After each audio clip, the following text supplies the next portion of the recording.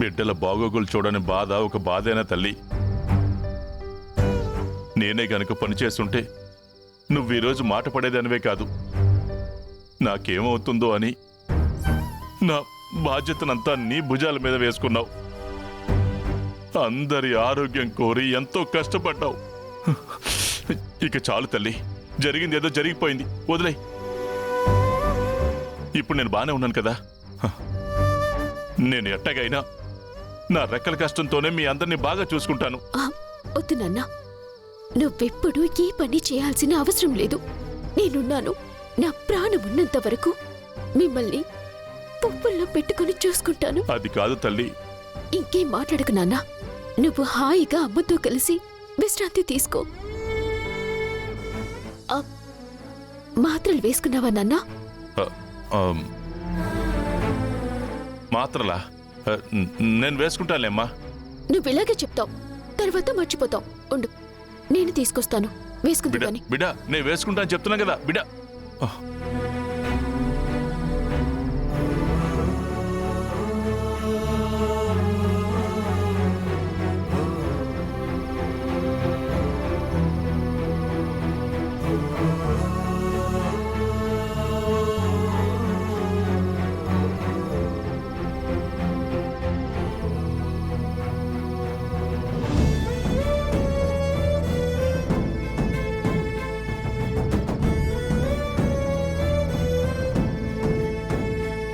ఇదేంటి, మాత్రలన్నీ అయిపోయాయి?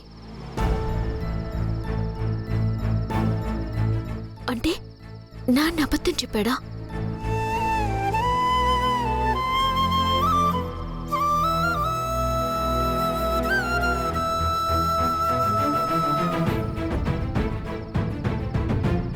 మాత్రలన్నీ అయిపోయాయి.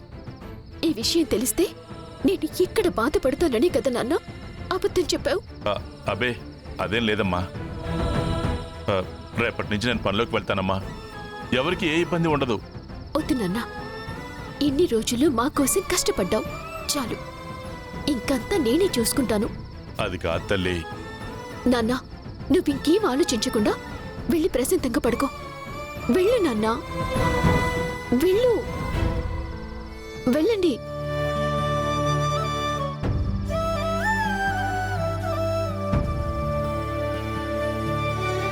నాన్న కోసమైనా నేను వెంటనే ఏదో ఒక పని చేసి తీరాలి.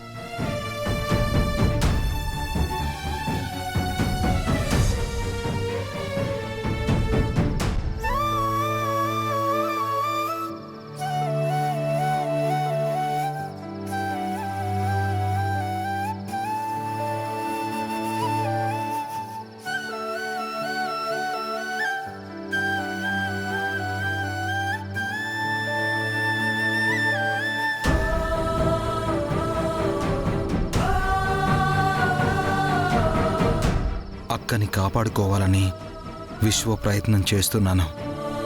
కానీ ఆ అమ్మ ఎవరో తెలుసుకునే అవకాశం వచ్చినట్టే వచ్చి చేజారిపోయింది. మళ్ళీ తోలుబొమ్మలాడించి అమ్మా నాన్నల్ని సంతోషంగా ఉండేలా చూడొచ్చు అనుకున్నాను. కానీ ఆ అవకాశం వచ్చినట్టే వచ్చి చేజారిపోయింది.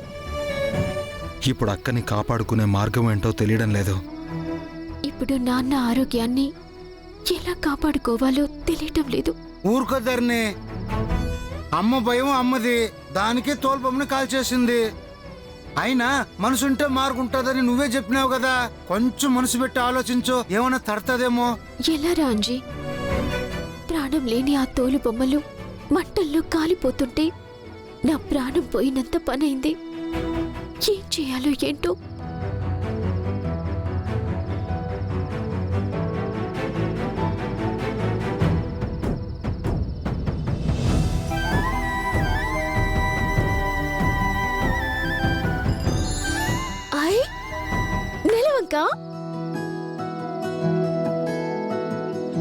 నెలవంకని ఎప్పుడు చూడలేదా ఏంటి?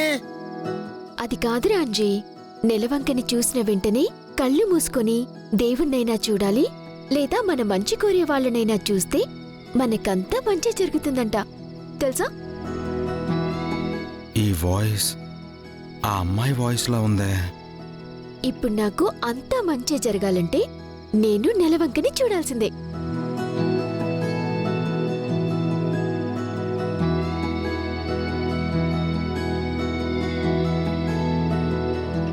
అయ్యయ్యో, మళ్ళీ ఏమైంది ధరణి? ఇప్పుడు నేను నెలవంకని చూసి కళ్ళు మూసుకున్నానా? ఇక్కడ చూడ్డానికి దేవుడు లేడు. మన మంచి కోరే వాళ్ళు ఉన్నారా అంటే అదే లేదు. ఇప్పుడు నేను ఎవరిని చూడాలి? హలో, అదే వద్దనేది. ఇక్కడ ఎవరు లేరు. నాకంటే మంచోళ్ళు ఎవరున్నారు? నన్ను చూడు. పిచ్చి పిచ్చి సలహాలిచ్చావంటే తంతాను. అయ్యో దేవుడా, నేనిప్పుడు ఎవరిని చూడాలి?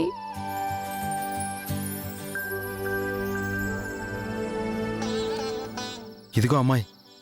ఆయ్ రాయుడు గారు, మీరేనా? సమయానికి దేవుళ్ళ వచ్చారు. ఏంటమ్మాయి, ఈ టైంలో ఒంటరిగా కళ్ళు మూసుకుని ఇక్కడేం చేస్తున్నావు? మీరెక్కడున్నారు? నీ పక్కనే ఉన్నాను. అయితే మీరు అలాగే నుంచుని నన్ను నవ్వుతూ చూస్తూ ఉండండి. దేనికమ్మాయి? చెప్తాను. మీరు నన్ను నవ్వుతూ చూస్తూ ఉంటారా? ఉంటారా? ఆ, ఉన్నాను. మీ మొహంలో చిరునవ్వు ఉంది కదా? దేనికని అడిగితే చెప్పవేంటి? అబ్బా, చెప్తాను. మీరు నేను చెప్పినట్టు చేయండి. సరే. నవ్వుతున్నారుగా? ఆ, నువ్వు చెప్పినట్టే చిరునవ్వుతో ఉన్నాను.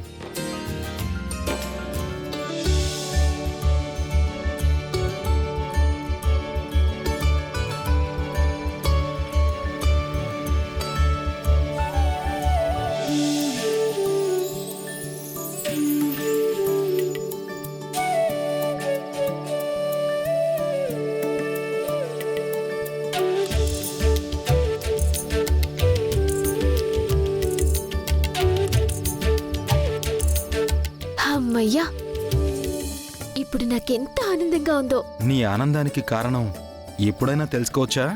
ఏం లేదండి, ఈరోజు ఆకాశంలో నెలవంకొచ్చింది.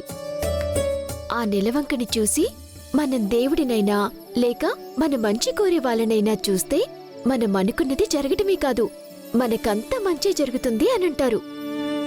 నా కష్టాలు పోవటానికి నేను నెలవంకని చూశాను, కాని ఇక్కడ ఏ దేవుడూ లేడు. కానీ నా ప్రతి కష్టంలో మీరు నాకు దేవుళ్ళ సహాయం చేశారు. అందుకే మీ మొహం చూశాను. నెలవంకని చూస్తే మన కష్టాలు తీరుతాయా? నిజమండి. కావాలంటే మీ కష్టాలు పోవాలని మీరు కూడా నెలవంకని చూడండి.